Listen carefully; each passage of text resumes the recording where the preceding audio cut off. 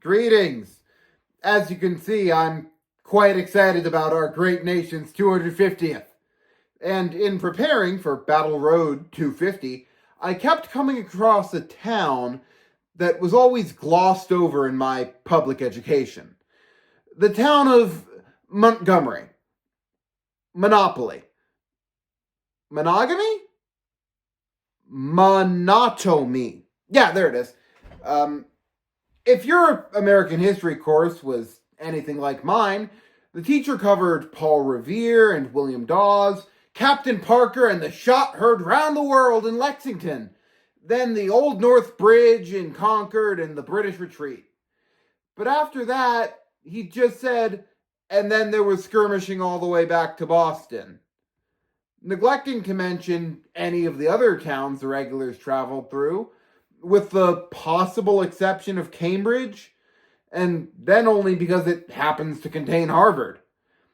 I don't think my teacher even mentioned Lord Percy literally riding in on a white horse to save the day. Back to the town of Menotomy, which was barely a town.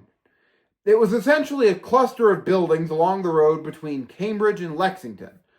But seeing as it was also halfway between Boston, the most important city in the colony, as well as the place where Gage's 3,500 to 4,000 men were stationed, and Concord, Middlesex County's shire town, which is the equivalent to a county seat, alongside being the location of several supply depots, with the amount of supplies stored there actually having gone down over the previous 10 days, as it became increasingly obvious that with spring, raids would commence.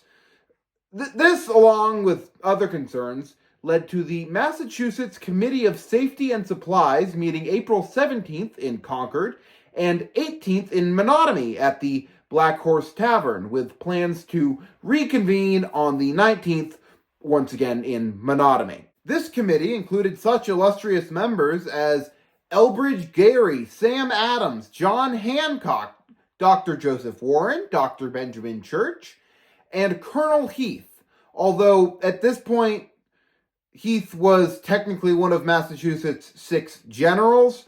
Keep that in mind for later. But for now, back to the committee meeting. Upon the committee adjourning, 2 of its members, one Richard Devens and Abraham Watson, were headed back to Charlestown when they passed some of Major Mitchell's men, before doubling back to Menotomy to warn the committee members who had chosen to stay at the Black Horse Tavern.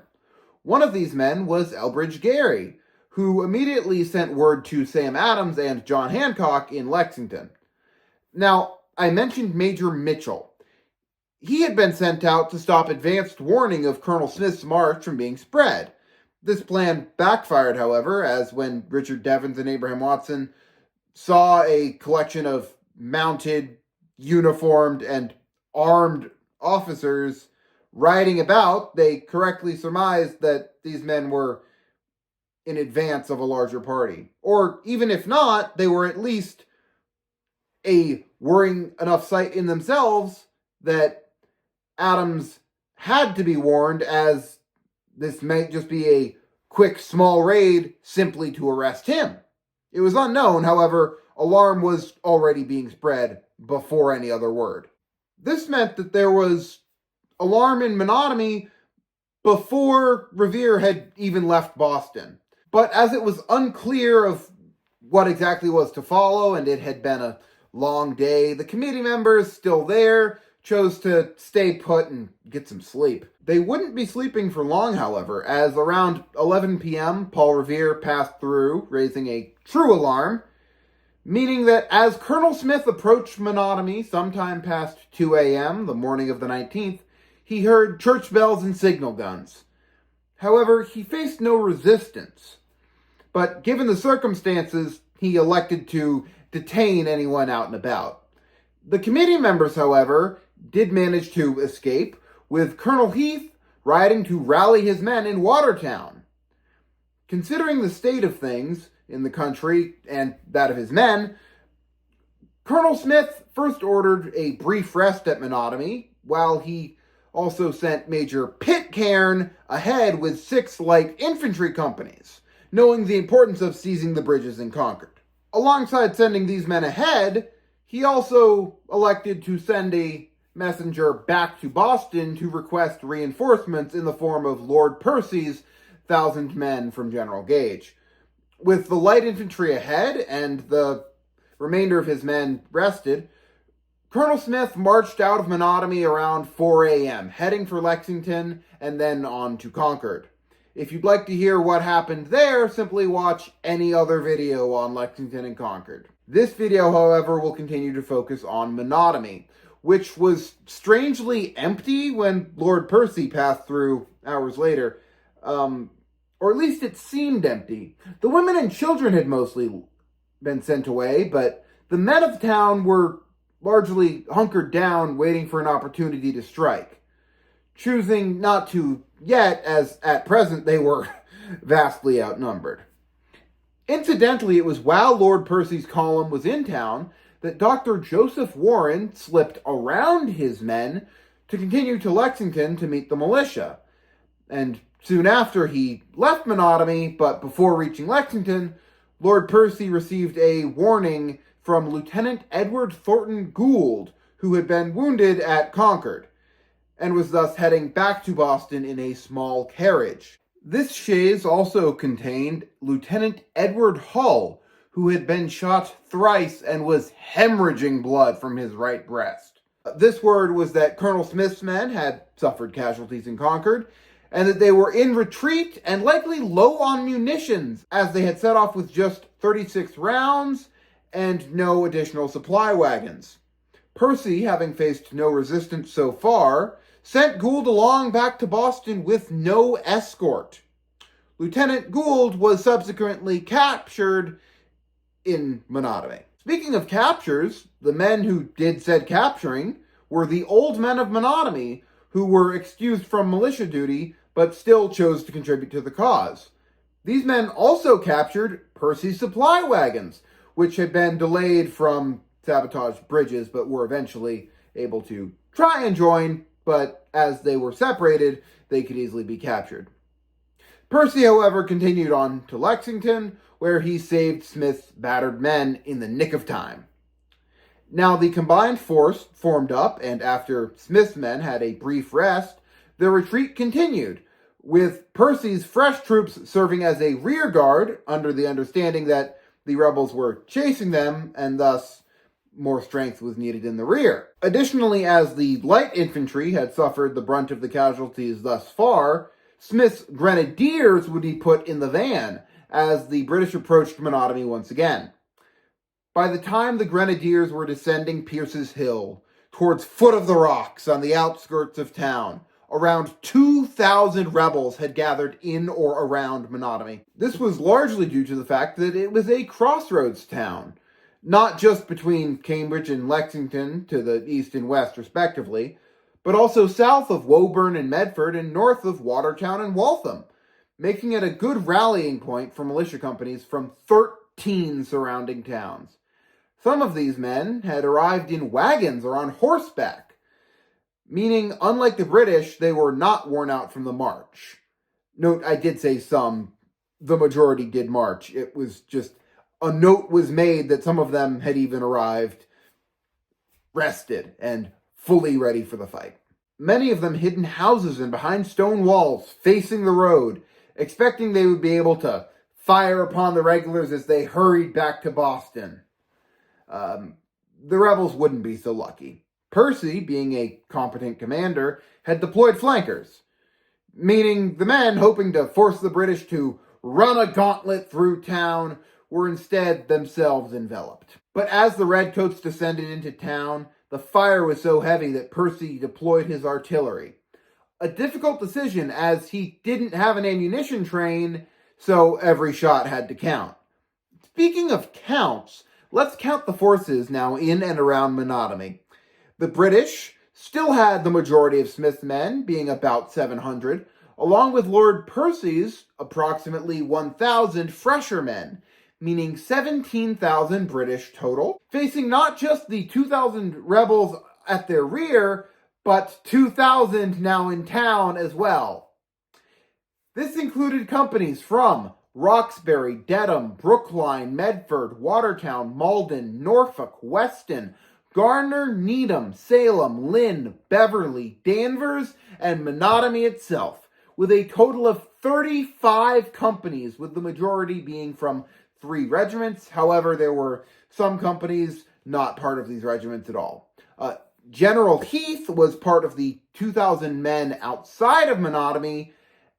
However, there was no one above regimental command in Menotomy. This led to resistance becoming somewhat disorganized, meaning I'll now cover several separate incidents, beginning with Joseph Adams.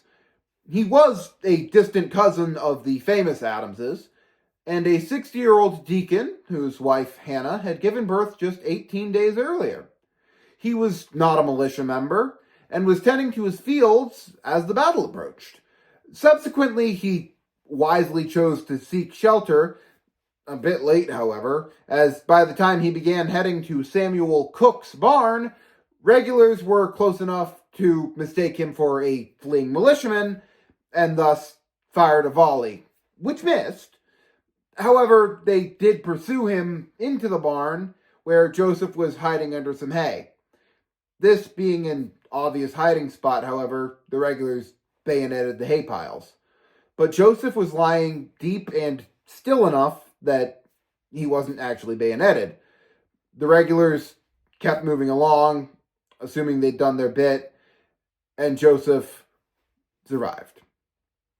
Unfortunately, around the same time, other regulars were continuing on to Joseph's house. Once in the house, they ordered his wife, who was nursing his 18-day-old daughter, out so they could burn the house down to deny the rebels cover. They both left, along with Hannah and Joseph's 5 other children, with 9-year-old Daniel Adams taunting the soldiers. Said soldiers were smart enough to realize that anything still within the house would be consumed by flames, meaning there was really nothing wrong with tactically acquiring a silver tankard and an heirloom clock, which they wrapped up in Hannah's bed sheets. They then dumped a basket of wood chips on the floor and set them alight with a red-hot poker before moving along. The children then proceeded to commit alcohol abuse when they doused the fire with homemade beer, successfully extinguishing the flame. But a waste of good beer. The Adamses were lucky, but as they continued to Menotomy proper, not many would share their luck. As in the words of John Barker of the 4th King's Own Regiment, quote, "We were now obliged to force almost every house in the road, for the rebels had taken possession of them and galled us exceedingly. But they suffered for their temerity, as for all that were found in the houses were put to death." One example of this was the home of Jason Russell, who is a 59-year-old half-cripple. After leading his wife and children to safety, he returned to defend his home, piling wooden shingles beside his gate to form a breastwork. As neighbors fled, at least one urged him to flee as well, but he was stubborn and refused to leave. He was then joined by militiamen from Danvers and Beverly.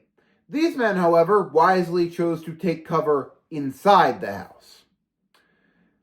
Something Jason should have considered, as after a few shots missed him, he decided to limp to his doorway, being cut down by 2 bullets at the threshold of his house. He was then bayoneted 11 times as the soldiers rushed inside, also bayoneting 2 militiamen. 7 more militiamen were killed on the first floor, and 1 redcoat was killed, along with 1 more while attempting to enter the cellar where several men were hiding. The British, however, decided not to push this pinch point and to simply leave the men in the cellar. They left behind 10 rebel dead, and, as mentioned, 2 of their own, making this the bloodiest fight of the day. On a lighter note, Menotomy was also home to one Samuel Whittimer, a man I'm sure anyone watching this video has heard of. However, I can't not cover him just a bit. The 78-year-old former captain of dragoons lived in Menotomy with his wife, one of his sons, and that son's children. His wife Elizabeth apparently thought it was unwise to hang about after the two British columns passed through. But while she prepared to leave for another of their sons' houses in Medford, Samuel was busy oiling his musket and pistols along with sharpening his sword. He sent away his wife and grandchildren to safety, as it was his duty to protect them, but it was also his duty to protect the town. He thus took up a position about 500 feet from the main road, behind a stone wall and near the meeting house. As Percy's men got in range on the road, he fired his musket true, killing one. But the flankers were soon approaching him, so he pulled his pistols, firing one shot from each. One flanker was killed, another mortally wounded. Samuel himself was then wounded when a ball struck him in the head, knocking him out, but not killing him.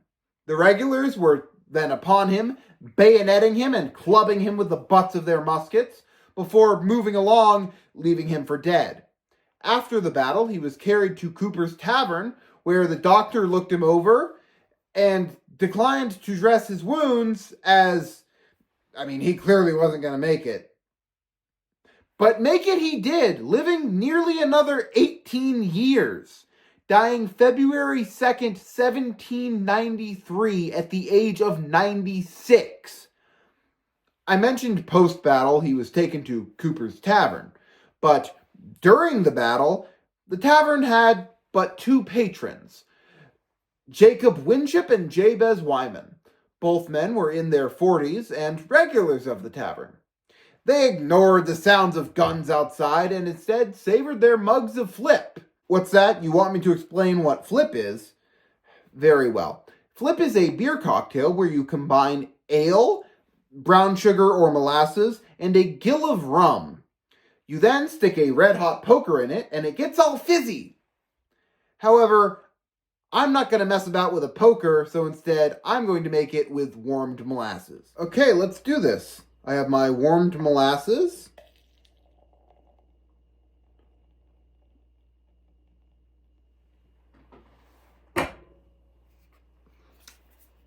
The ale I'm using is a red ale from Antietam Brewery. I appreciate my dad actually brought this up for me. It's supposed to be extra fizzy, so I shook it. The fizz will make it mix better, in theory. Then I will add a gill of rum. This is NSA rum, given to me by my buddy who's a Fed. So let's see. A gill is 4 ounces, by the way.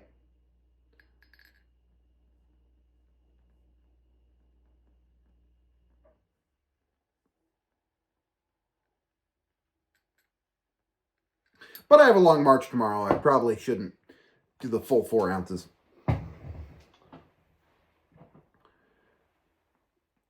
Let's finish that. And let's see.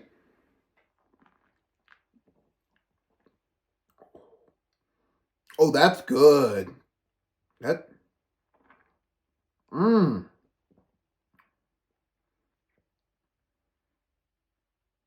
Oh, that's good. But back to the men drinking this 250 years ago. As these men savored their flip, regulars burst in, saw 2 military-aged men, and bashed their brains out before consuming the rest of the flip and any other libations in the tavern. All whilst the owners, Benjamin and Rachel Cooper, were hidden in the cellar. After the battle, they would emerge and discover over 100 bullet holes in the walls of their tavern. They were not alone in being ransacked by the British, as these men were tired and angry. They had additionally been stopping at other taverns, and they didn't want to leave empty-handed. The officers were also struggling to keep command of their men at this point, and the looting in a weird way was helping the rebels, not just in propaganda after the fight, but at the time, as men consumed with looting can easily be snuck up upon and captured or killed. Additionally, this galled the men to continue as a standing army leading to deprivations in property was not just theory now, but very proof in the actions of these men, right in front of them, stealing from the good patriots. I'm getting all fired up, aren't I? In the moment, the men saw the deprivations occurring and decided to keep fighting for longer than they would have otherwise, as they wanted to stop, to force the British back to Boston as soon as they could to protect the citizens. This looting was, despite the efforts of the officers to keep them moving, the most noble of all of these officers was Lord Hugh Percy, who rode through Menotomy on his white horse, encouraging his men and taking fire himself, with a button being shot off his coat and his horse being shot as well, but remaining standing. The British did make it over the Menotomy River, now Alewife Brook, and out of Menotomy to Cambridge, leaving the small town having lost 40 men killed and around 80 wounded, which was half of that day's casualties. On the rebel side, estimates vary, but around 28 were killed and at least 10 wounded, with 3 captured. You might expect that after-action reports would be filled with British officers complaining that firing from cover was dishonorable and cowardly. Well, admittedly, that was in some reports. There was a very notable exception, that of Lord Hugh Percy, who remarked, quote, "During the whole affair, the rebels attacked us in a very scattered and irregular manner, but with perseverance and resolution. Nor did they ever dare to form to any regular body. Whoever looks upon them as an irregular mob will find himself much mistaken.